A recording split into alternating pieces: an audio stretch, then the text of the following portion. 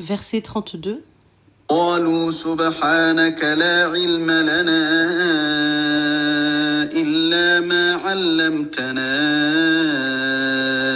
إنك أنت العليم الحكيم. Ils dirent, gloire à toi, nous n'avons de savoir que ce que tu nous as appris. Certes, c'est toi l'omniscient, le sage. Donc les anges constatèrent alors qu'ils étaient incapables de connaître. Les anges constatèrent alors qu'ils étaient incapables de connaître ce qu'Allah Azza wa Jal a appris à Adam, alayhi wa sallam. قال يا آدم أنبئهم بأسمائهم فلما أنبأهم بأسمائهم قال ألم أقل لكم إني أعلم غيب السماوات والأرض قال ألم أقل لكم إني أعلم غيب السماوات والأرض وأعلم ما تبدون وما كنتم تكتمون. Il dit, ô Adam, informe-les de ces noms. Puis, quand celui-ci les eut informés de ces noms, Allah dit, ne vous ai-je pas dit que je connais les mystères des cieux et de la terre et que je sais ce que vous divulguez et ce que vous cachez? En demandant à Adam alayhi wa sallam de faire connaître aux anges les noms des êtres, Allah Azza wa Jal voulut montrer qu'Adam alayhi wa sallam est plus méritant qu'eux. Puis il dit aux anges, ne vous ai-je pas averti que je connais l'invisible des cieux et de la terre? Une chose qui a été aussi confirmée par ce verset, si tu fais entendre ta parole à haute voix, lui, donc Allah Azza wa Jal, lui, certes, connaît parfaitement ce qui est secret et ce qui est le plus caché. Sourate 20, verset 7. Quant à la dernière partie du verset, je sais ce que vous divulguez et ce que vous cachez. La plus correcte parmi les interprétations est celle offerte par Ibn Abbas, qui a dit « Dieu a fait connaître à ses anges qu'il connaît parfaitement ce qu'il montrait et ce qu'il tenait en secret. Ce qu'il cachait renvoie à l'attitude d'Iblis, qui fait partie du groupe à qui s'adresse ce discours, même s'il n'est pas un ange en soi. Vis-à-vis de la création d'Adam, alayhi wa sallam, et ce qu'il couvait de l'orgueil et de la vanité, comme nous allons le voir plus loin. Ce qu'il divulguait était leur dire, à savoir comment Allah Azza wa Jal va créer quelqu'un qui répandra le désordre sur la terre et fera couler le sang. Verset 34. وإذ قلنا للملائكة اسجدوا لآدم فسجدوا إلا إبليس أبى واستكبر وكان من الكافرين. Et lorsque nous demandâmes aux anges de se prosterner devant Adam, ils se prosternèrent, à l'exception d'Iblis, qui refusa, s'enfla d'orgueil, et fut parmi les infidèles. C'était un grand honneur qu'Allah Azza wa Jal a accordé à Adam, alayhi wa sallam, quand il demanda à ses anges de se prosterner devant lui. Lorsque Dieu demanda cela, donc aux anges, Iblis se trouvait parmi eux, bien qu'il ait été créé d'une nature différente de la leur. Iblis est un djinn, et non un ange, auquel c'est référé dans la sourate Al-Kahf, au verset numéro 50. On a cette explication. Mais il se considérait comme étant l'un d'eux. Ibn Abbas dit justement à ce propos, avant de commettre son péché et d'entrer en rébellion, Iblis, qui s'appelait Azazil, habitait la terre. Il était le plus assidu à l'adoration d'Allah Azza wa Jal et avait un vaste savoir. Tout cela le porta à s'enfler d'orgueil. Quant à Qatada a interprété en disant « Lorsque nous demandâmes aux anges de se prosterner devant Adam, alayhi wa sallam, en disant « La soumission était ici exclusive à Allah Azawajal, en exécutant son ordre et non à Adam, alayhi wa sallam, la prosternation devant Adam est une manière qu'Allah a choisie pour l'honorer. »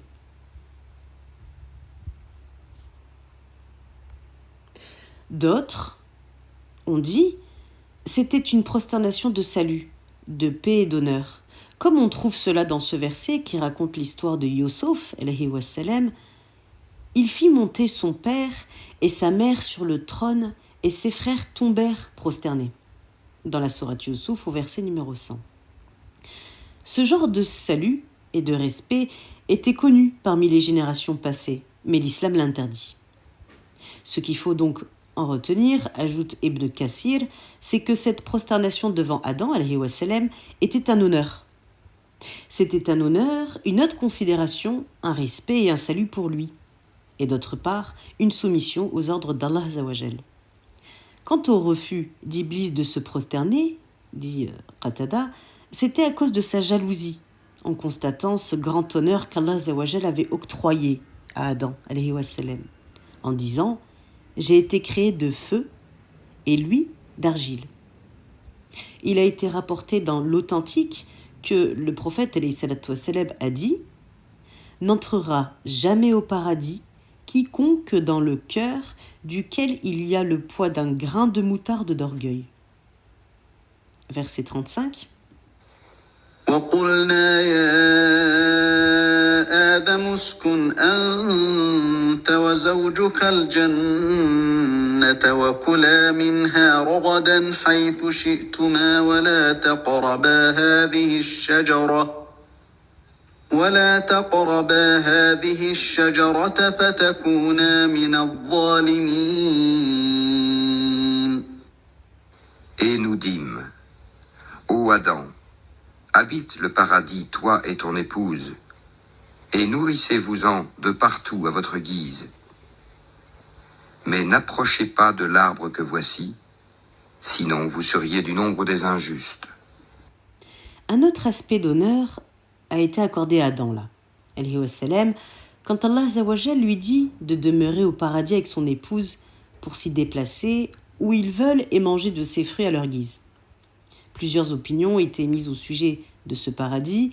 Était-il dans le ciel ou sur la terre, bien que la première l'avait emporté dans le ciel.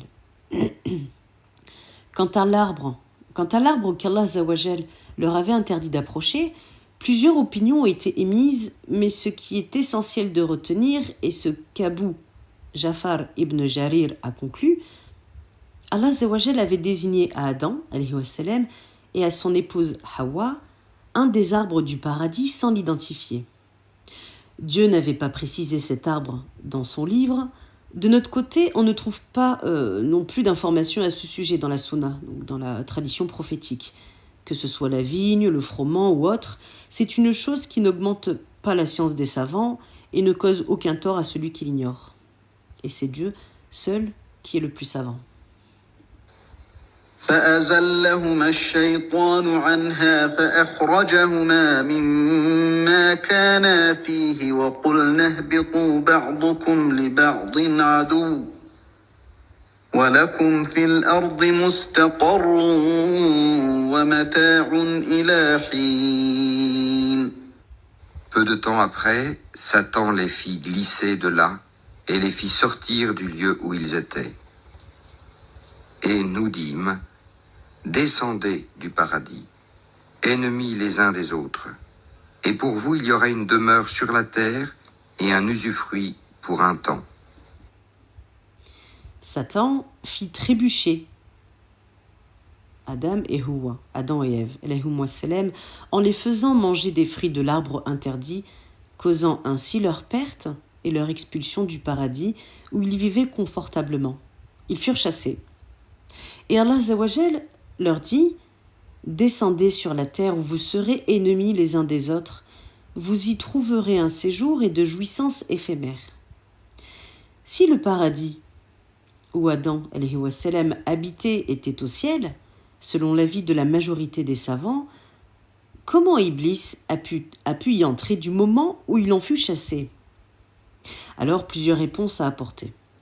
Il a été interdit d'y entrer en tant qu'être honoré, mais pour voler ou y être humilié. Cela peut être une probabilité. D'après la Torah, il est entré dans la bouche du serpent pour y accéder. Et enfin, selon d'autres savants, il était sur la terre alors qu'Adam et Ève, alayhim wassalam, étaient au paradis. Il a réussi à leur inspirer ces mauvaises suggestions de l'endroit où il se trouvait, mais Allah Azza wa Jal reste bien entendu le plus savant. فتلقى آدم من ربه كلمات فتاب عليه إنه هو التواب الرحيم. Puis Adam reçut de son Seigneur des paroles, et Allah agréa son repentir, car c'est lui, certes, le repentant, le miséricordieux. Abu el-Aliya a dit, après avoir commis le péché, Adam alayhi wa sallam dit au Seigneur, Azza wa Jal, quel sera mon sort si je me repentis et amende mon comportement? Et Allah Azza wa Jal lui répondit, je te ferai entrer de nouveau au paradis. Quant à El-Mujahid, il a dit, les paroles qu'Adam alayhi wa sallam avait accueillies du Seigneur étaient les suivantes. Il n'y a de Dieu que toi. Gloire à toi. Louange à toi. Oui, je me suis fait tort à moi-même. Pardonne-moi. Pardonne-moi car tu es le meilleur de ceux qui pardonnent. Mon Dieu, il n'y a de Dieu que toi. Gloire à toi. Louange à toi. Je me suis fait tort à moi-même. Fais-moi miséricorde, car tu es le plus miséricordieux des miséricordieux. Il n'y a de Dieu que toi. Louange et gloire à toi. Je me suis fait tort à moi-même. Pardonne-nous. Tu es celui qui revient sans cesse vers le pécheur repentant. Tu es le miséricordieux. Dans le Coran, on trouve plusieurs versets qui montrent que Allah Azza wa Jal accepte le repentir et absout les péchés. قلنا اهبطوا منها جميعا فإما يأتينكم مني هدى فمن تبع هداي فلا خوف عليهم ولا هم يحزنون. Nous dîmes, descendez d'ici, vous tous. Toutes les fois que je vous enverrai un guide, ceux qui le suivront n'auront rien à craindre et ne seront point affligés. En faisant descendre Adam, Hawa, alayhim wassalam, et Iblis du paradis, Allah Azza wa Jal les avertit qu'il enverra à leur descendance les livres, les prophètes et messagers. Quiconque suivra la voie divine n'aura rien à craindre de ce qu'il y aura dans la vie future et n'éprouvera aucune tristesse ni aucun remords de ce qu'il aura manqué des choses de ce bas monde. Comme Allah Azza wa Jal a dit dans la sourate 20, verset 123, « Quiconque aura suivi ma direction ne s'égarera pas et il ne sera pas malheureux. Mais par contre, quiconque se sera détourné de mon rappel mènera certainement une vie misérable. Puis nous le ramènerons aveugle le jour de la résurrection. » Sourate 20, verset 124. Alors, certains ont dit que la descente a été faite sur 2 étapes. La première du paradis au ciel inférieur et la seconde du ciel à la terre. Mais ce qui est plus correct est qu'il n'y a eu qu'une seule descente du paradis à la terre, et Allah Azza wa Jal est le plus savant. والذين كفروا وكذبوا بآياتنا أولئك أصحاب النار هم فيها خالدون. Et ceux qui ne croient pas à nos messagers et traitent de mensonges nos révélations, ceux-là sont les gens du feu où ils demeureront éternellement.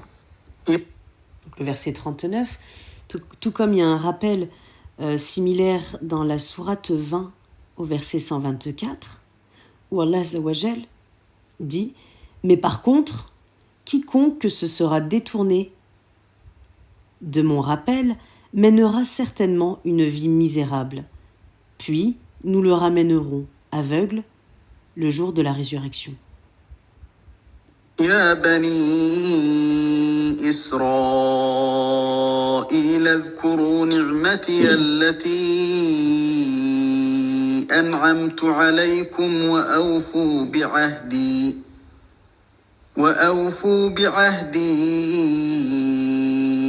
أوف بعهدكم وإياي فارهبون.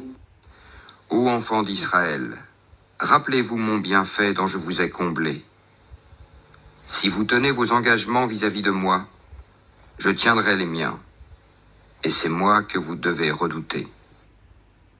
Dans ce verset, Allah Azawajal ordonne aux enfants d'Israël d'embrasser l'islam et de suivre Mohammed alayhi salatu wassalam en leur rappelant leur père et prophète Jacob, donc Yaqub alayhi wassalam, qui se conformait à la vérité et de l'imiter. Ibn Abbas a dit que Israël, donc les enfants d'Israël, signifie le serviteur de Dieu. Et il a rapporté ce hadith. Un groupe de juifs vint retrouver le messager de Dieu, alayhi salatu wassalam. Il leur demanda « Savez-vous que Yaqub est Israël ?» « Oui, répondirent-ils. » Et lui de répliquer « Mon Dieu soit témoin. » Les bienfaits que Dieu avait accordés aux fils d'Israël étaient nombreux. On en cite, à titre d'exemple, d'après Moujahid, les sources d'eau qui jaillissaient du rocher. Ensuite, il y a eu la descente de la manne et des cailles et leur sauvegarde de l'asservissement de Pharaon. En interprétant « Tenez vos engagements vis-à-vis de moi si vous voulez que je tienne les miens. » Ibn Abbas a dit « Tenez vos engagements en croyant en Mohammed alayhi salatu wassalam et en son message, le Coran, en notant les liens et les carcans qui pesaient sur vos coups, qui n'étaient autres que les péchés que vous avez perpétrés. » Mais Al-Hassan al-Basri a dit qu'on trouve ces engagements dans ce verset, que je cite, « Dieu a contracté une alliance avec les enfants d'Israël, et nous avons cité 12 chefs parmi eux. Allah Azawajal a dit, « Moi, en vérité, je suis avec vous. Si vous vous acquittez de la prière, si vous faites l'aumône, si vous croyez en mes prophètes et si vous les aidez, si vous faites à Allah un beau prêt, j'effacerai alors vos mauvaises actions et je vous introduirai dans des jardins où coulent les ruisseaux. » Sourate 5, verset 12. Allah Azawajal dit ensuite « Et surtout, redoutez-moi. » Ibn Abbas a commenté cela en disant « Rappelez-vous des châtiments que j'ai infligés à vos ancêtres, en les transformant en singes par exemple. » Allah Azawajal les exhortait et les menaçait en même temps afin de reconnaître la vérité, de suivre le messager de Dieu, alayhi salatu wassalam, de tirer des leçons du Coran, de mettre ses prescriptions en pratique et de tenir pour vrai tout ce qu'il a apporté. وآمنوا بما أنزلت مصدقا لما معكم ولا تكونوا أول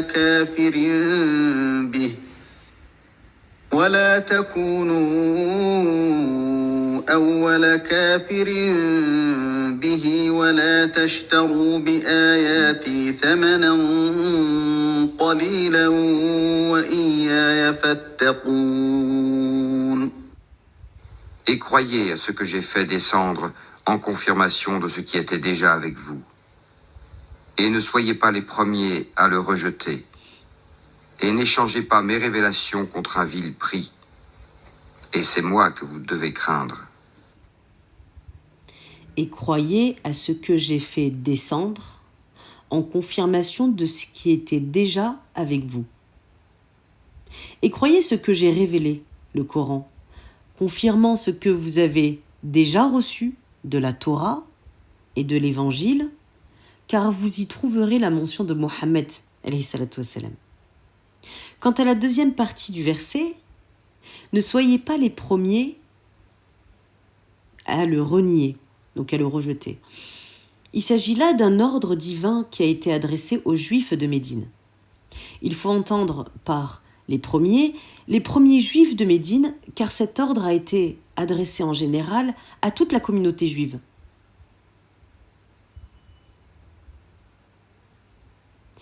N'échangez pas mes enseignements contre un vil espoir monnayable. Ce verset signifie qu'il ne faut pas troquer les signes d'Allah Azawajal contre un vil prix, c'est-à-dire ce bas monde et ce qu'il contient comme jouissance éphémère. À ce propos, justement, Abu Huraira radiallahu anhu a rapporté que le prophète alayhi salatu wassalam a dit « Quiconque apprend une science dans le but d'acquérir les biens de ce bas monde sans y rechercher la satisfaction de Allah Azawajal ne sentira jamais l'odeur du paradis au jour de la résurrection. » Hadith rapporté par Abu Daoud. Enfin, Allah Azawajal les exhorte de le craindre en se soumettant à ses ordres, en espérant sa miséricorde, en s'abstenant de ses interdictions et en redoutant son châtiment. ولا تلبسوا الحق بالباطل وتكتموا الحق وأنتم تعلمون. Et ne mêlez pas le faux à la vérité, ne cachez pas sciemment la vérité. Ce verset 42 renferme un ordre double imposé aux Juifs. Et ne mêlez pas le faux à la vérité, ne cachez pas sciemment la vérité. L'interdiction de dissimuler la vérité en la revêtant du mensonge. Et l'interdiction de cacher la vérité alors qu'il la connaissait bien. Les interprétations faites par Ibn Abbas et Abu al-Aliya se trouvent dans le cadre du verset. Quant à Qatada, lui il a dit « Ne dissimulez pas l'islam en le revêtant du judaïsme et du christianisme alors que vous savez que l'islam est la vraie religion d'Allah Azawajal. » Quant aux autres, elles ne sont que des innovations et ne sont plus instituées par Dieu. Car les Juifs et chrétiens savent bien la venue du messager de Dieu, alayhi salatu wassalam, qui est mentionné justement dans leurs livres originaux, non altérés. وأقيموا الصلاة وآتوا الزكاة واركعوا مع الراكعين. Et accomplissez la salate. Comment utiliser la graine de nigel que nous...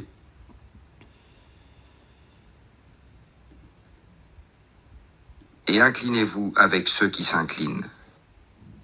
Verset 43.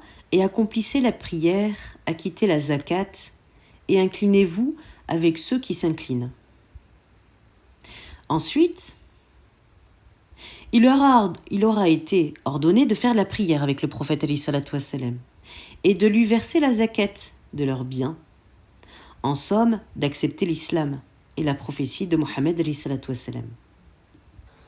أتأمرون الناس بالبر وتنسون أنفسكم وأنتم تتلون الكتاب أفلا تعقلون. Commanderez-vous aux gens de faire le bien, et vous oubliez vous-même de le faire alors que vous récitez le livre? Êtes-vous donc dépourvu de raison? Êtes-vous donc dépourvu de raison? Une question accompagnée d'une réprimande. Ô gens du livre, comment commanderez-vous aux autres les actes de piété et de charité, et vous oubliez vous-même de les faire, et pourtant vous lisez le livre, Et vous savez bien quelle sera la mauvaise fin de ceux qui s'abstiendront. Ne savez-vous pas ce que vous faites de vous-même? N'est-il pas temps de vous éveiller de votre inattention? Telle est l'explication qu'a donnée Qatada à ce verset, et il a même ajouté « Les enfants d'Israël recommandaient aux hommes de faire les œuvres pies, mais ils ne les pratiquaient pas. » واستعينوا بالصبر والصلاة وإنها لكبيرة إلا على الخاشعين. Et cherchez secours dans l'endurance et la salate. Certes, la salate est une lourde obligation, sauf pour les humbles. À ceux qui inspirent à l'obtention des biens de ce bas monde et de l'au-delà, Allah Azzawajal ordonne de chercher secours dans l'endurance et dans la prière.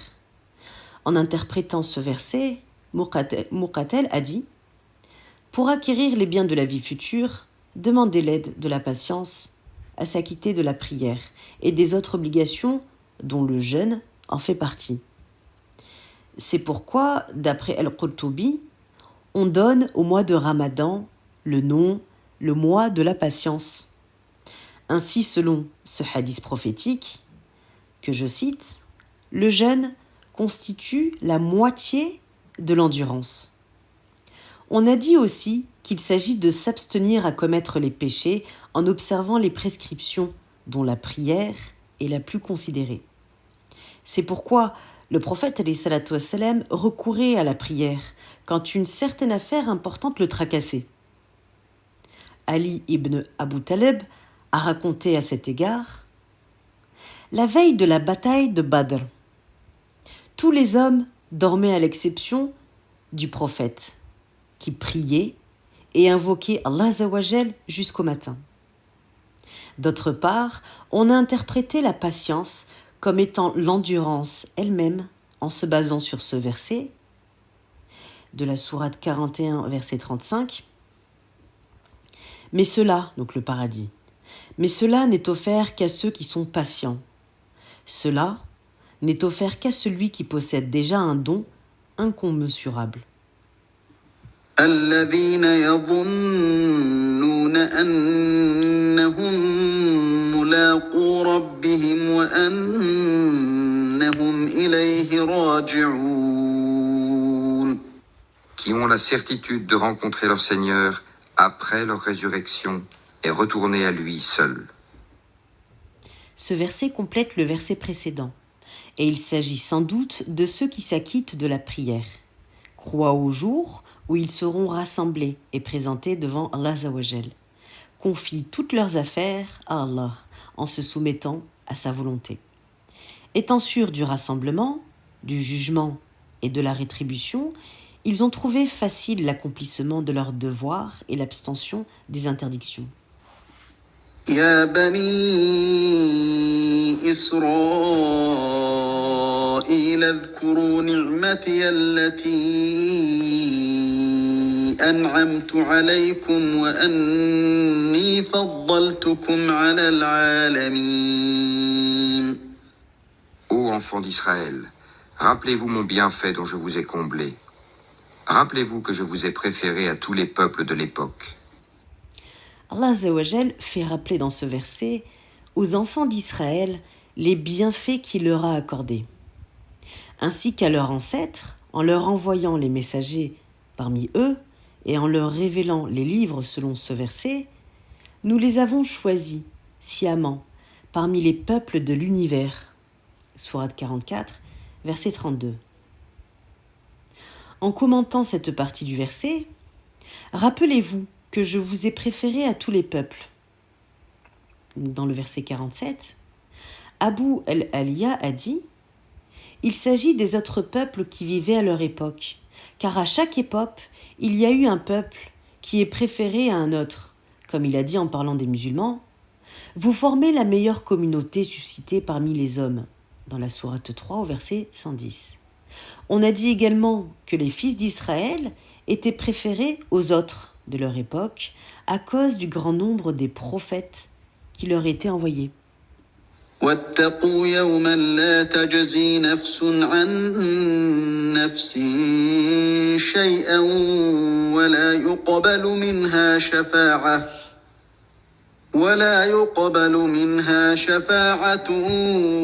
ولا يؤخذ منها عدل ولا هم ينصرون. Et redoutez le jour où nulle âme ne suffira en quoi que ce soit à une autre, où l'on n'acceptera d'elle aucune intercession, et où on ne recevra d'elle aucune compensation, et ils ne seront point secourus. En leur rappelant ces bienfaits, Allah Azzawajal menace les enfants d'Israël avec son châtiment au jour de la résurrection, où nulle âme ne suffira en quoi que ce soit à une autre. Comme il a dit, « Ce jour-là, à chaque homme suffira ce qui le concerne. » Sourate 80, verset 37. Telle sera la situation critique du jour du compte final où nul ne pourra intercéder en faveur d'un autre, en particulier les infidèles. Comme Allah Azzawajal l'a dit dans ces versets, si les incrédules possédaient tout ce qui se trouve sur la terre, et même le double, et s'ils l'offraient en ronçant pour éviter le châtiment du jour de la résurrection, on ne l'accepterait pas de leur part. Sourate 5, verset 36. Quelle que soit la compensation qu'ils offriraient, elle ne sera pas acceptée. Sourate 6, verset 70. Dieu fait savoir à son prophète alayhi salatu wassalam, que si les Juifs ne croient pas en lui et ne le suivent pas, ils viendront le jour du rassemblement tel quel, incrédules et insoumis, où aucune parenté ne leur sera utile, aucune intercession ne leur servira à rien, et nul rançon de leur part ne sera accepté. وإذ نجيناكم من آل فرعون يسومونكم سوء العذاب يذبحون أبناءكم ويستحيون نساءكم وفي ذلكم بلاء من ربكم عظيم. Et rappelez-vous, lorsque nous vous avons délivré des gens de Pharaon, qui vous infligeaient le pire châtiment, en égorgeant vos fils et épargnant vos femmes, c'était là une grande épreuve de la part de votre Seigneur. وإذ فرقنا بكم البحر فأنجيناكم وأغرقنا آل فرعون وأنتم تنظرون. Et rappelez-vous, lorsque nous avons fendu la mer pour vous donner passage, nous vous avons délivré et noyé les gens de Pharaon, tandis que vous regardiez. Dans ces deux versets, versets 49 et 50, Allah Azzawajal rappelle aux enfants d'Israël de se souvenir des faveurs divines. Il les a délivrés avec Moïse, alayhi wa sallam, des hommes de Pharaon, qui leur infligeaient les pires tortures. Ce jour-là, Allah Azzawajal... Alors, verset 50. Allah Azzawajal avait fendu la mer, de sorte que chaque partie paraissait comme une immense montagne. Moïse, alayhi wa sallam, la traversa accompagné des enfants d'Israël.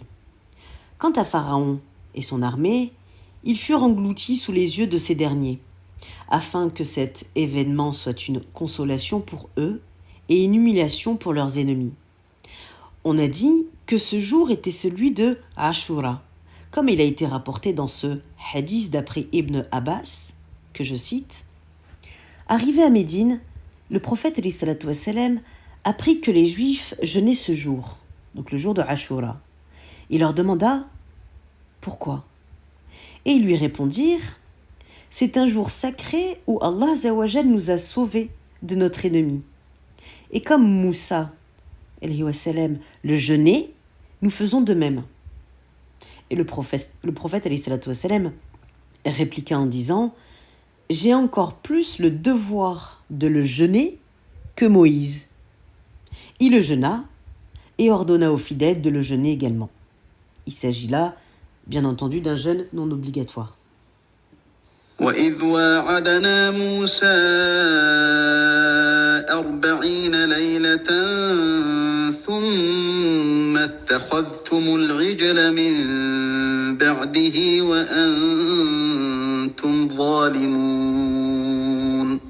Et rappelez-vous, lorsque nous donnâmes rendez-vous à Moïse pendant 40 nuits, puis en son absence vous avez pris le veau pour idole, alors que vous étiez injuste à l'égard de vous-même en adorant autre qu'Allah. Une autre faveur d'Allah Azawajal. Il s'agit donc du pardon qu'il leur a accordé après avoir adoré le veau pendant l'absence de Moïse, qui est allé à la rencontre de son Seigneur au mont de Sinaï, où Allah Azawajal lui donna le livre et la loi, c'est-à-dire les commandements. ثم عفونا عنكم من بعد ذلك لعلكم تشكرون. Mais en dépit de cela, nous vous pardonnâmes afin que vous reconnaissiez nos bienfaits à votre égard. Encore une autre faveur d'Allah Azawajal dans ce verset.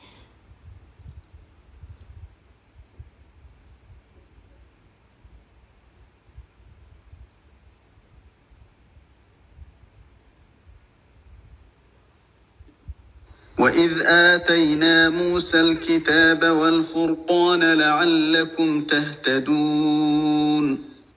Et rappelez-vous, lorsque nous avons donné à Moïse le livre et le discernement afin que vous soyez guidés.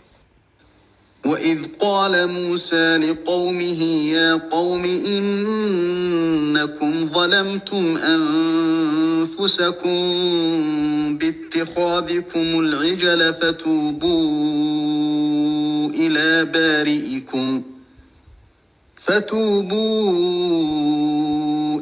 بارئكم فقتلوا أنفسكم ذلكم خير لكم عند بارئكم فتاب عليكم إنه هو التواب الرحيم. Et rappelez-vous, lorsque Moïse dit à son peuple, « Ô mon peuple, certes vous vous êtes fait du tort à vous-même en prenant le veau pour idole. Revenez donc à votre Créateur, puis tuez donc les coupables, vous-même. Ce serait mieux pour vous auprès de votre Créateur. C'est ainsi qu'il agréa votre repentir, car c'est lui, certes, le repentant et le miséricordieux. » Verset 54. On peut présenter cet événement en résumé d'après les exégètes tels que Ibn Abbas, El-Soudi et autres, comme suit, en retournant vers son peuple et constatant que certains parmi eux ont adoré le veau. Moïse, alayhi wa sallam, exécuta l'ordre divin en ordonnant aux enfants d'Israël de se mortifier. Ayant séparé ceux qui avaient adoré le veau de ceux qui étaient restés fidèles, il donna l'ordre à ces derniers d'éliminer les premiers. Ils prirent les poignards alors qu'une intense obscurité enveloppait tout le monde et chacun élimina l'autre. Une fois cette obscurité dissipée, on compta 70 000 victimes. Moïse et Aaron, alayhim wassalam, invoquèrent Dieu afin qu'il épargne ceux qui restaient en vie. Sinon, tous les enfants d'Israël seraient exterminés. Alors, Allah Azawajal leur ordonna de rendre les armes et il revint vers tous les hommes, tant à ceux qui avaient disparu qu'aux victimes qui étaient considérées en tant que martyrs. وإذ قلتم يا موسى لن نؤمن لك حتى نرى الله جهرة فأخذتكم الصاعقة وأنتم تنظرون. Et rappelez-vous, lorsque vous dites « Ô Moïse, nous ne te croirons qu'après avoir vu Allah clairement », alors la foudre vous saisit tandis que vous regardiez.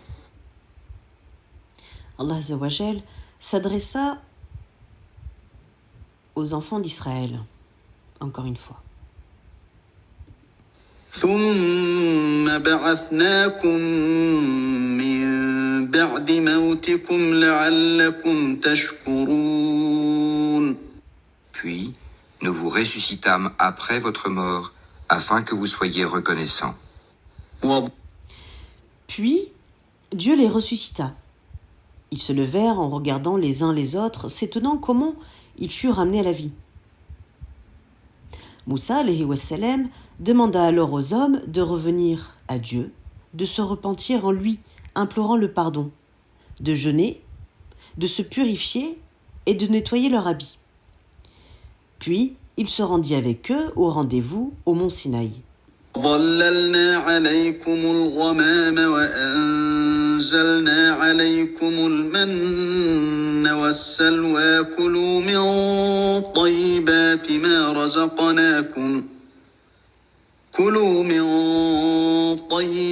ما رزقناكم وما ظلمونا ولكن كانوا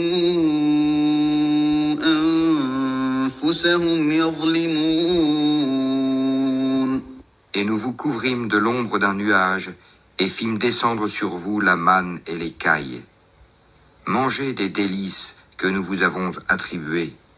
Ce n'est pas à nous qu'ils firent du tort, mais ils se firent du tort à eux-mêmes. Allah Azza wa Jal rappela aux fils d'Israël son pardon lors de l'événement susmentionné.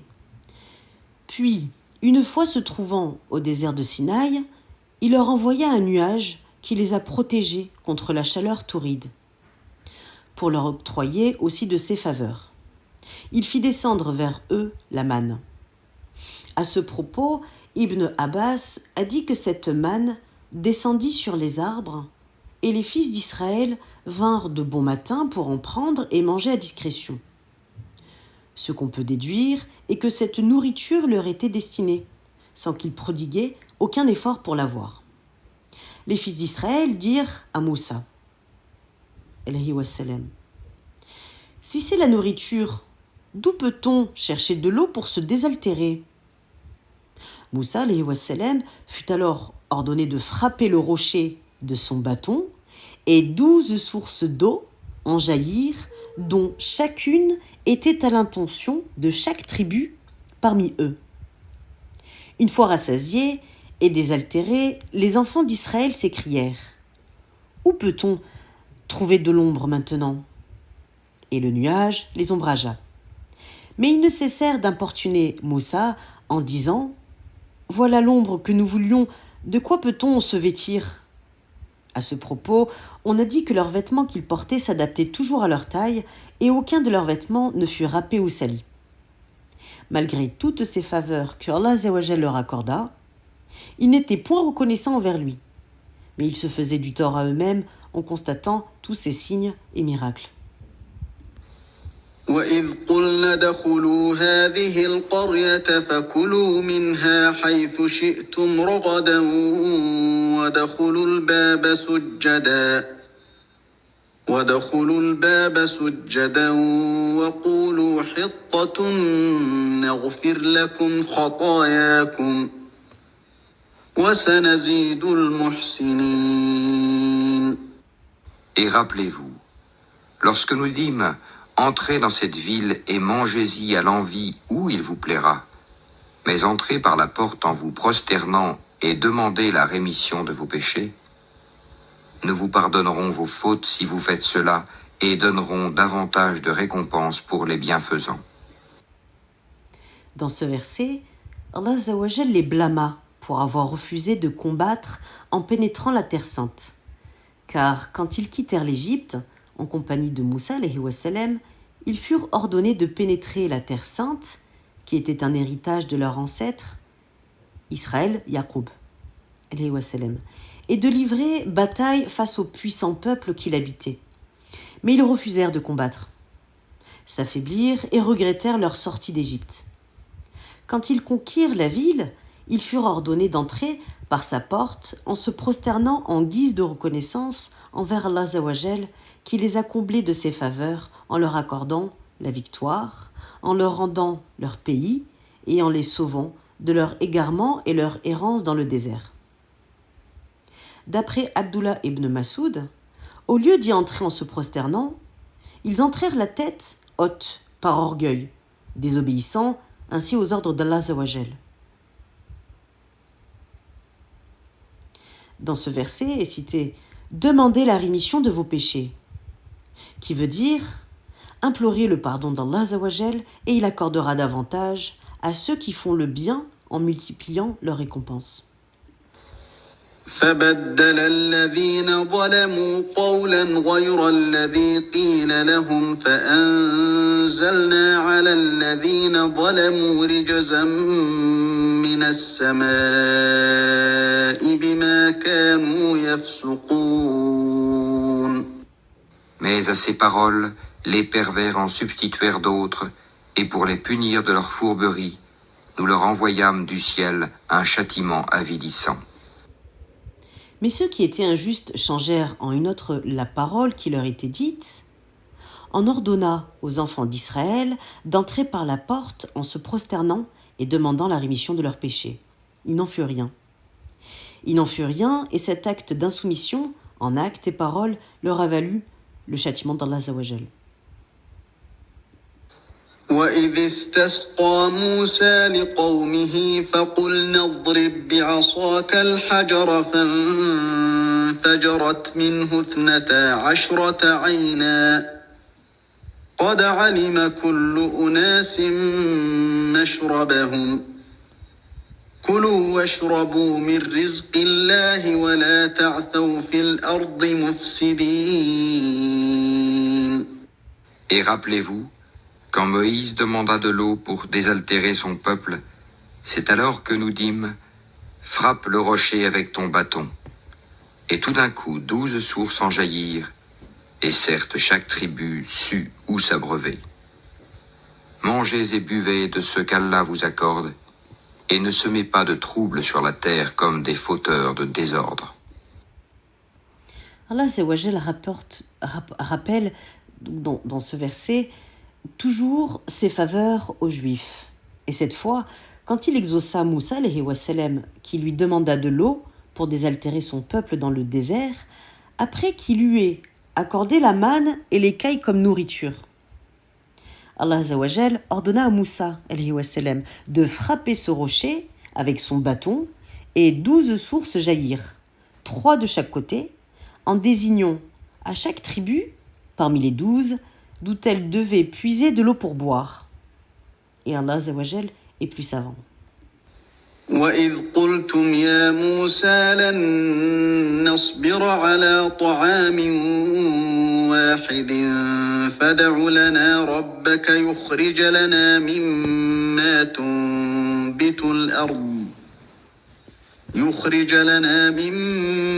تنبت الأرض من بقلها وقثائها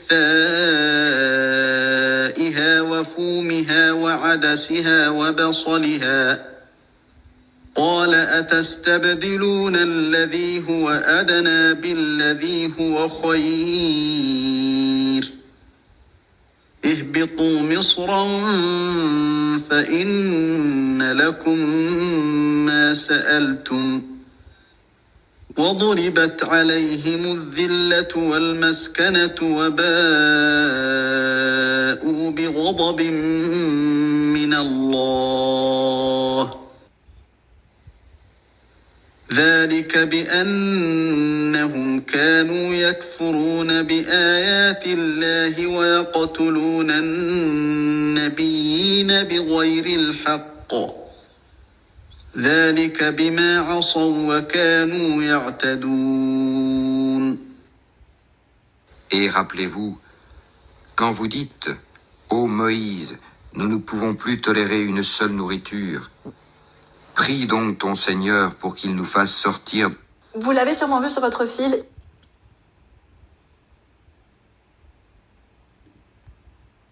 Fait pousser de ces légumes, ces concombres, sans واحد فادع لنا ربك يخرج لنا مما تنبت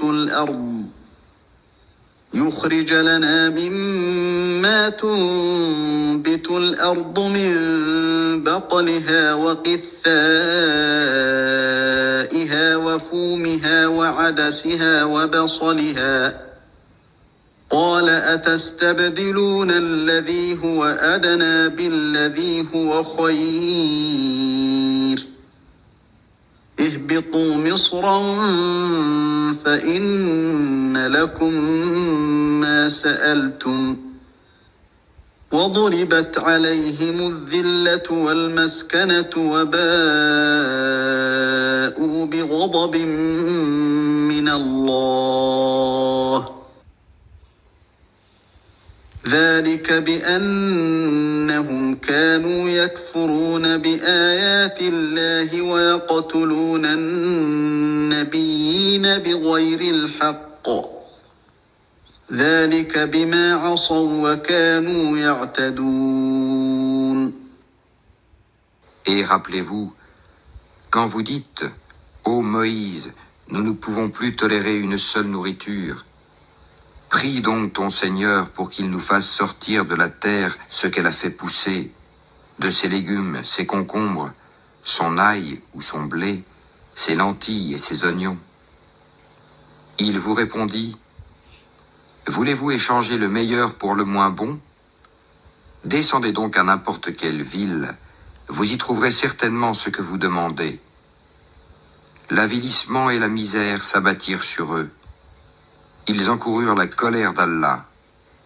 Cela est parce qu'ils reniaient les révélations d'Allah et qu'ils tuaient sans droit les prophètes. Cela parce qu'ils désobéissaient et transgressaient. Les enfants d'Israël, ne pouvant se contenter d'une seule sorte de nourriture, et pourtant ils vivaient confortablement, demandèrent à Moussa alayhi wa salam d'invoquer Dieu afin qu'il fasse pousser de la terre de légumes et condiments différents, en échange de la manne et des cailles. Certains, il leur répondit en les réprimant et les blâmant. Échangez-vous ce qui est bon contre ce qui est vil? Descendez en ville et vous y trouverez ce que vous demandez. Leur demande était sans doute un manque de reconnaissance. Ils furent frappés par l'humiliation et la pauvreté et s'acquirent une colère de Dieu à cause de leur insoumission et leur reniement de la vérité. En plus, ils rejetèrent les signes de Allah Azawajal et tuèrent injustement ses prophètes. Ils méritèrent donc des punitions parce qu'ils désobéissaient aux ordres de Dieu en commettant les interdictions, et parce qu'ils étaient surtout transgresseurs en dépassant tout ce que leur était permis. Voilà.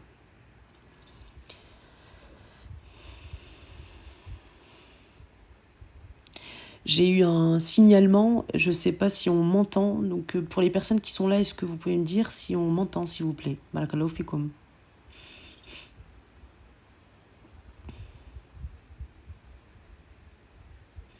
Je pense qu'on m'entend plus.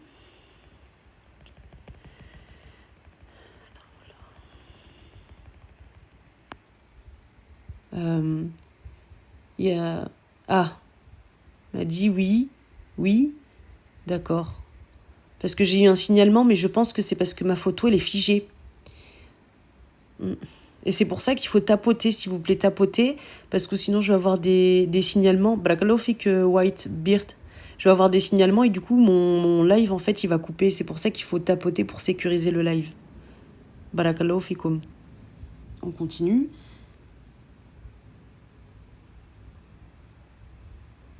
Bismillah. Verset 62. إن الذين آمنوا والذين هادوا والنصارى والصابئين من آمن بالله واليوم الآخر وعمل صالحا فلهم أجرهم عند ربهم ولا خوف عليهم ولا هم يحزنون. Certes, ceux qui ont cru, ceux qui se sont judaïsés, les Nazaréens et les Sabéens, quiconque d'entre eux a cru en Allah, au jour dernier, et accompli de bonnes œuvres, sera récompensé par son Seigneur, il n'éprouvera aucune crainte et il ne sera jamais affligé. Dans ce verset, après avoir montré la fin des insoumis, ceux qui commettent les interdictions en transgressant les ordres, Allah Azawajal fait savoir aux hommes que la belle récompense est réservée à ceux, parmi les générations précédentes, qui avaient accepté de se soumettre à sa volonté, ainsi qu'à ceux qui ont suivi le prophète alayhi salatu wassalam. Ceux-là sont les alliés de Dieu, qui n'éprouveront plus aucune crainte et ne seront pas affligés. El-Soudi a dit « Ce verset a été révélé au sujet des compagnons de Salman el-Farisi, qui s'entretenaient avec le prophète alayhi salatu wassalam. Il lui a raconté que ces gens-là priaient, que ces gens-là jeûnaient et croyaient au prophète, et qui témoignaient que le prophète alayhi salatu wassalam serait envoyé en tant que prophète. Il lui répondit « Ô Salman, ceux-là seront les damnés de l'enfer. » Salman éprouva alors une certaine peine à leur sujet. Dieu, à ce moment-là, fit descendre ce verset, le verset 62, en affirmant que les Juifs qui s'attachaient à la Torah et à la voie de Moïse, alayhi wa sallam, jusqu'à la venue de Jésus, Isa, alayhi wa sallam, s'attachaient à l'Évangile et pratiquaient les lois de Isa, seraient considérés en tant que croyants avant la venue de Mohammed, alayhi salatu wa sallam. Mais ceux qui persévéraient dans l'ancien culte et écrit, altérés sans suivre Mohammed alayhi salatu wassalam, ceux-là seraient des perdants voués au châtiment de l'enfer.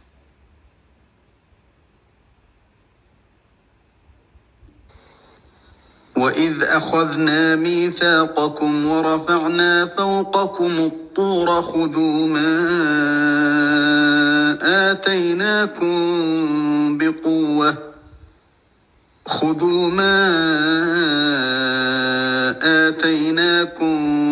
بقوة واذكروا ما فيه لعلكم تتقون. Et rappelez-vous, quand nous avons contracté un engagement avec vous et brandi sur vous le mont, tenez ferme ce que nous vous avons donné et souvenez-vous de ce qui s'y trouve afin que vous soyez pieux. Allah Azawajal fait rappeler aux enfants d'Israël les pactes et engagements pris de leur part vis-à-vis de lui, de croire en lui seul comme Dieu unique, sans rien lui associer, et de suivre ses messagers. S'étant engagé, Allah Azawajal éleva le mont au-dessus de leur tête pour maintenir et respecter leurs engagements avec fermeté. Comme Dieu le montre dans ce verset, dans la sourate 7 au verset 171. Nous avons projeté le mont au-dessus d'eux, comme s'il avait été une ombre. Ils pensèrent qu'il allait tomber sur eux. Prenez avec force ce que nous vous avons donné. Rappelez-vous son contenu, peut-être craindrez-vous Dieu. ثم توليتم من بعد ذلك فلولا فضل الله عليكم ورحمته لكنتم من الخاسرين. Puis vous vous en détournâtes après vos engagements. N'eût été donc la grâce d'Allah et sa miséricorde, vous seriez certes parmi les perdants. Alors ils continuèrent à regarder le mont qui faillit tomber. Allah Azawajal leur fit alors miséricorde et ordonna au mont de s'écarter. Ils dirent ensuite « Nulle prosternation faite pour Dieu n'est meilleure que celle accomplie en reconnaissance envers lui, en nous épargnant de son châtiment. » C'est pourquoi les Juifs se prosternent toujours de cette façon. Allah Azawajal leur ordonna ensuite de prendre le livre qu'il leur a donné avec force, c'est-à-dire la Torah, en se conformant à ses prescriptions. Mais ils ne tardèrent pas à s'en détourner, violant clairement le pacte conclu avec Allah Azawajal, qui leur rappela que, sans sa grâce et sa clémence, ils auraient été du nombre des perdants. وَلَقَدْ عَلِمْتُمُ الَّذِينَ اعْتَدَوْا مِنكُمْ منكم في السبت فقلنا لهم كونوا قردة خاسئين. Vous avez certainement connu ceux des vôtres qui transgressèrent le sabbat. Eh bien, nous leur dîmes, soyez des singes abjects. Dans ce verset, vous avez certainement connu ceux des vôtres qui transgressèrent le sabbat. Eh bien, nous leur dîmes, soyez des singes abjects. Allah Azza wa Jal fait rappeler aux Juifs l'histoire de ceux qui ont transgressé les ordres divins, le jour de Shabbat, où ils devaient se consacrer au culte sans faire aucun travail pour acquérir quoi que ce soit. Cette histoire qu'ils connaissaient déjà lorsque Dieu transforma les insoumis en singes abjects. Parmi autres versions, on se contente de raconter le récit rapporté par Al-Soudi, qui a dit, en interprétant le verset précité, « Dieu avait interdit aux Juifs de travailler le jour de Shabbat, donc le samedi. Les habitants de Hayla, une cité établie au bord de la mer, usèrent des ruses pour capter les poissons qui y affluèrent en abondance. Et Dieu a dit, « Et interroge-les au sujet de la ville qui donne sur la mer. Lorsqu'on y transgressait le sabbat, que leurs poissons venaient à eux faisant surface au jour de leur sabbat, et ne venaient pas à eux le jour où ce ne serait pas Shabbat. » Cité dans la sourate 7 au verset 163. Lorsque l'un d'entre eux désirait les poissons, il creusait un fossé et un canal qui le liait à la mer. Il plaçait les filets de pêche le jour de Shabbat et ouvrait le canal. Les poissons suivaient ce canal. Et arrivant au fossé où l'eau ne leur était pas suffisante pour vivre et voulant retourner à la mer, ils étaient pris par les filets. Et alors, le dimanche matin, l'homme les prenait. Donc il faisait ça le samedi et le dimanche, il récupérait les poissons. Chacun de ces juifs racontait aux autres ce qu'il avait fait pour l'imiter quand il désirait pécher. Certains les réprimandaient, mais il leur répondait « Nous avons péché le dimanche, et non pas le Shabbat, le sabbat. » Et les docteurs de répliquer « Mais vous avez tout préparé et ouvert les canaux le jour de Shabbat ?» Ils se persévéraient dans leur ruse. Ce châtiment a été cité en montrant ces causes afin que les hommes réfléchissent, craignent Dieu et en prennent une leçon et une exhortation. Qu'ils redoutent donc ce qu'il pourrait leur arriver s'ils désobéissent à Dieu. Et à ce propos justement, Abu Huraira a rapporté que le prophète a dit « Ne commettez pas les péchés qu'ont commis les enfants d'Israël en usant de différentes ruses pour rendre licite ce que Dieu a interdit. » Hadith rapporté par l'imam Abu Abdullah ibn Bata.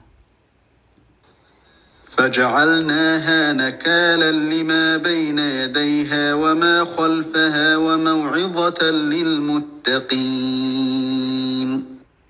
Nous fîmes donc de cela un exemple pour les villes qui l'entouraient alors et une exhortation pour les pieux. Allah Azza wa Jal a fait de ses habitants qui ont subi un châtiment ignominieux et avilissant un exemple pour leurs contemporains et leur postérité. Comme il a dit dans un autre verset quand il a châtié d'autres cités, que je cite, « Nous avons anéanti les cités qui se trouvaient autour de vous. Nous leur avions cependant adressé nos signes, peut-être seraient-ils revenus. » وإذ قال موسى لقومه إن الله يأمركم أن تذبحوا بقرة قالوا أتتخذنا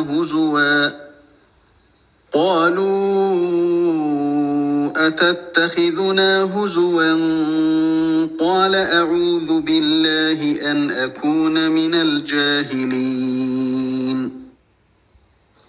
Et rappelez-vous, lorsque Moïse dit à son peuple, « Certes, Allah vous ordonne d'immoler une vache », ils dirent, « Nous prends-tu en moquerie ?» Qu'Allah me garde d'être du nombre des ignorants, dit-il. Pour mieux comprendre ce verset, il nous incombe de parler de cette circonstance qu'on trouve dans le récit suivant. Ubayda as-Salmani a raconté: un homme parmi les enfants d'Israël était aisé, étant stérile et sans postérité, son neveu devait hériter. Pour dépêcher la succession, le neveu élimina son oncle et mit son cadavre la nuit devant la porte d'un autre homme. Le lendemain matin, il accusa cet homme de son élimination. Il y a des termes que je ne peux pas employer en audio. Donc, le lendemain matin, il accusa cet homme de son élimination, et chaque clan porta les armes et furent sur le point de s'éliminer. Les hommes sensés et avisés leur dirent: « Pourquoi vous livrez-vous à la bataille alors que le prophète alayhi salatu wassalam se trouve parmi vous ?» Ils se rendirent chez Moïse alayhi wassalam et lui firent part du crime. Astaghfirullah, alors je reprends parce que je me suis trompée. Pourquoi vous livrez-vous à la bataille alors que le messager d'Allah se trouve parmi vous? Donc, le messager d'Allah, il s'agit de Moussa, hein, pas de Mohammed, alayhi salatu wassalam.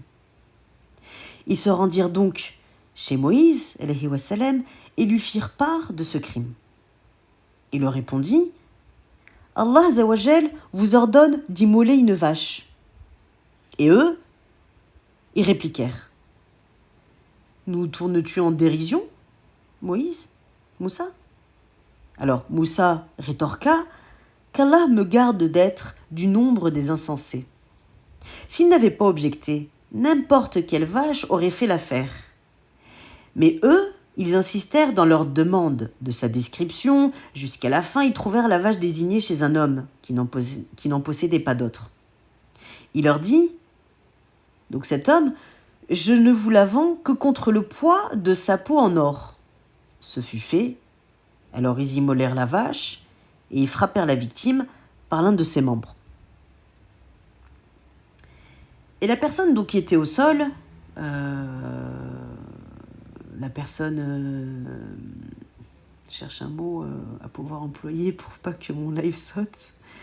La personne au sol, donc sans vie, voilà, la personne sans vie, étant ressuscitée, ils lui demandèrent: mais qui t'a éliminé? Donc là, il s'adresse directement à la personne décédée.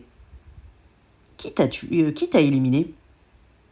Celui-là, répondit-il.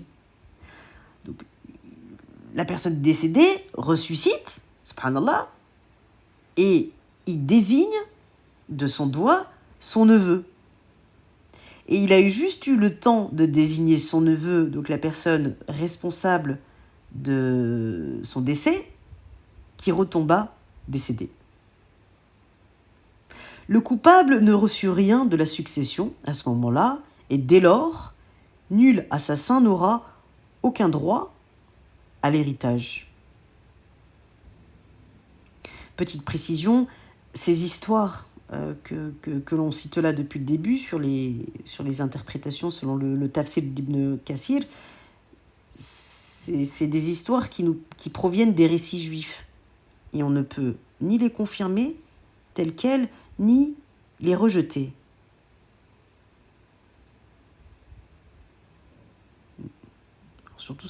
Surtout l'histoire de se citer dans ce verset 67. Hein. Et Allah Azawajal est plus savant.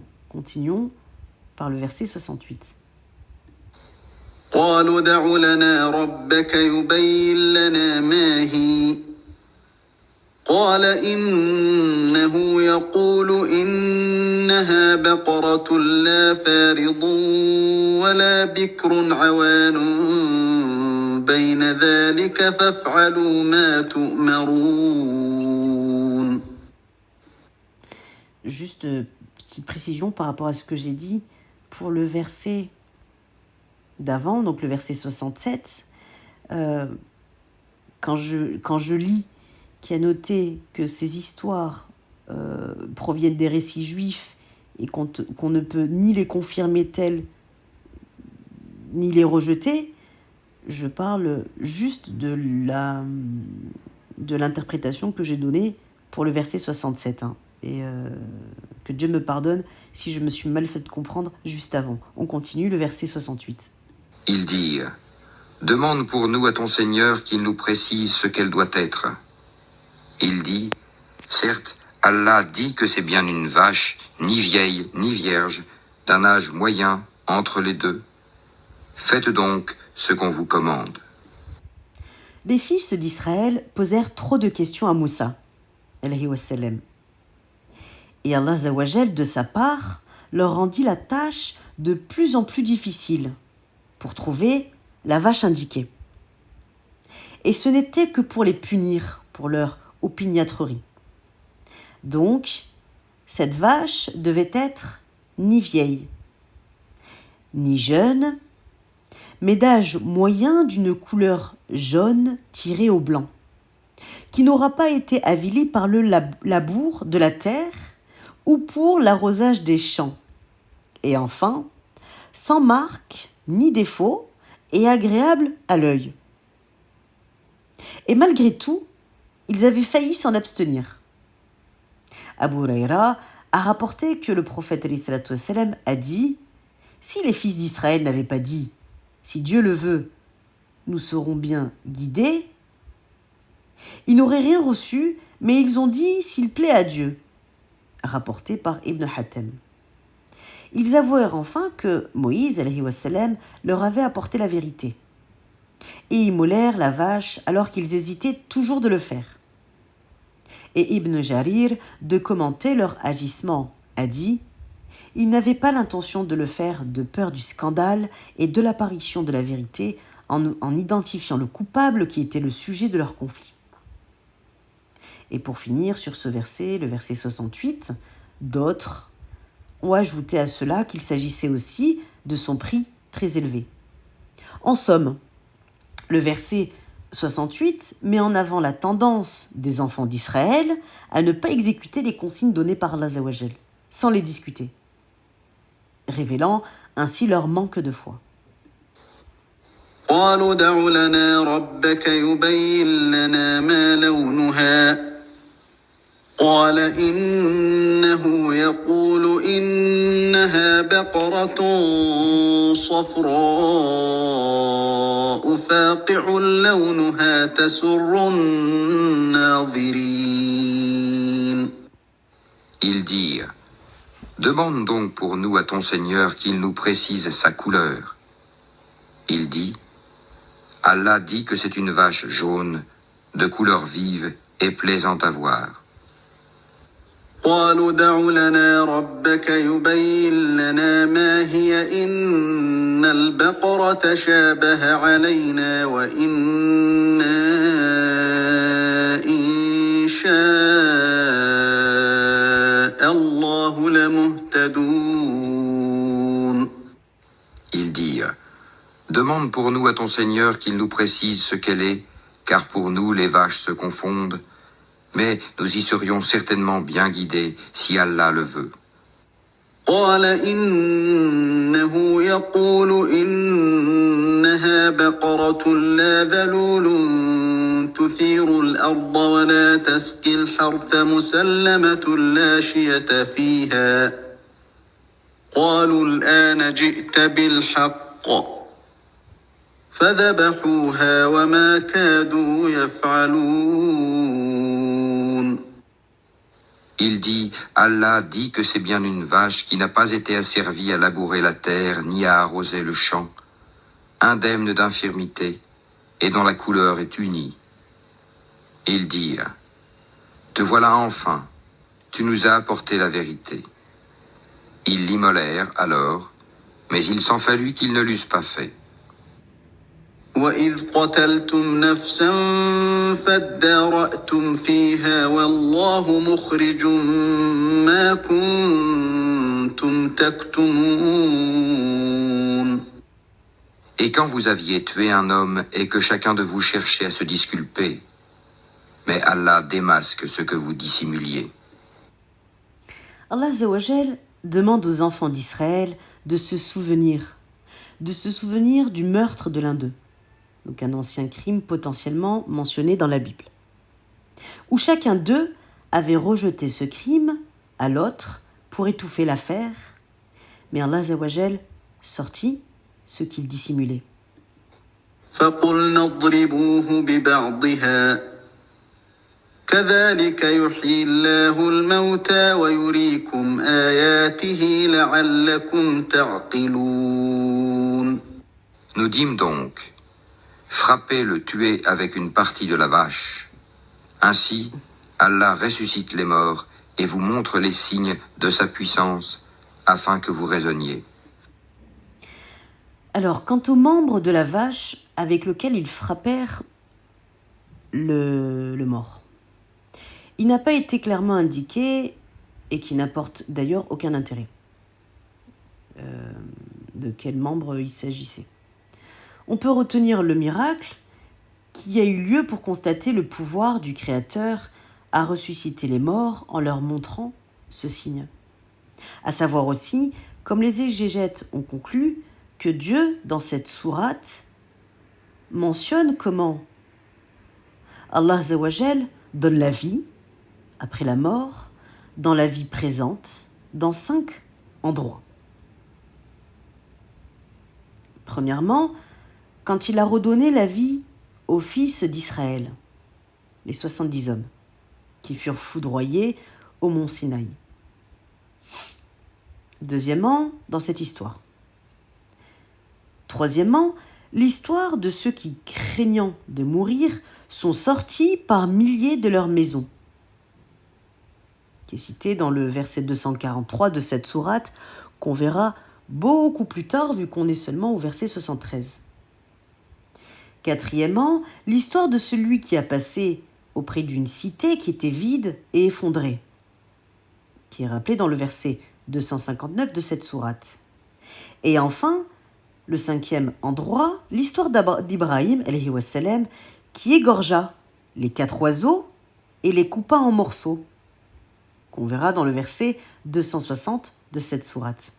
ثم قست قلوبكم من بعد ذلك فهي كالحجارة أو أشد قسوة وإن من الحجارة لما يتفجر منه الأنهار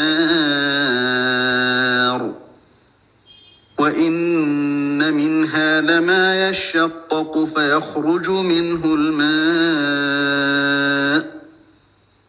وإن منها لما يهبط من خشية الله وما الله بغافل عما تعملون. Puis, et en dépit de tout, Si vous souhaitez des vacances inoubliables, attendez.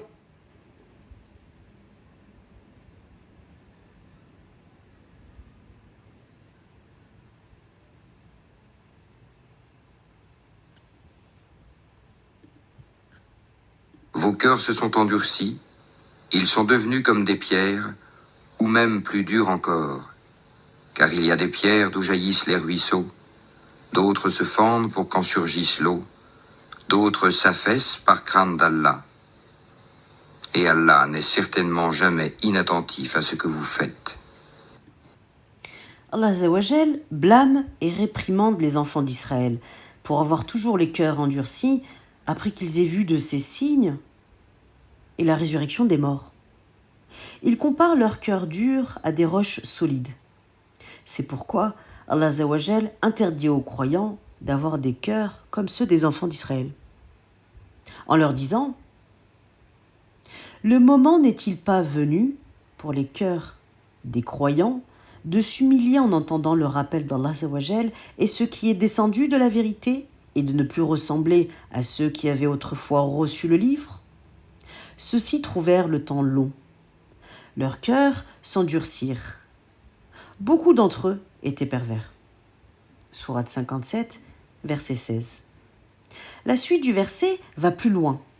Allah Azawajal rappelle que leurs cœurs sont même plus durs que la pierre, car même les pierres peuvent faire jaillir des ruisseaux, de l'eau pure, ou peuvent s'affaisser par crainte d'Allah Azawajal contrairement à leur cœur. أفتطمعون أن يؤمنوا لكم وقد كان فريق منهم يسمعون كلام الله ثم يحرفونه من بعد ما عقلوه وهم يعلمون.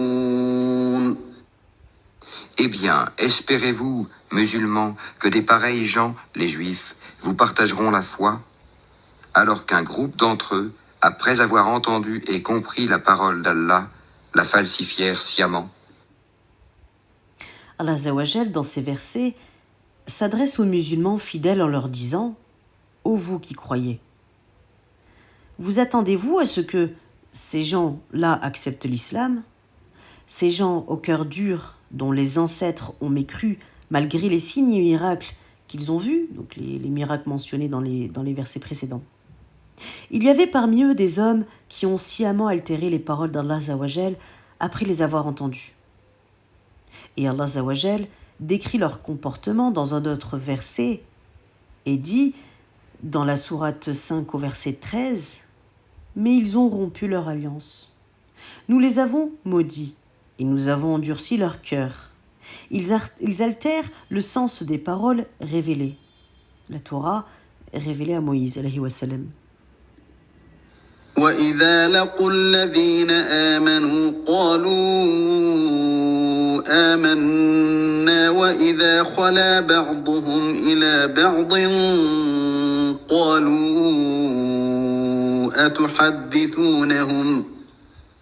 قالوا أتحدثونهم بما فتح الله عليكم ليحاجوكم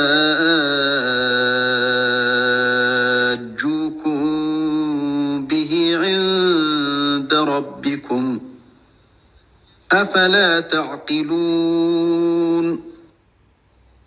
Et quand ils rencontrent des croyants, ils disent « Nous croyons ».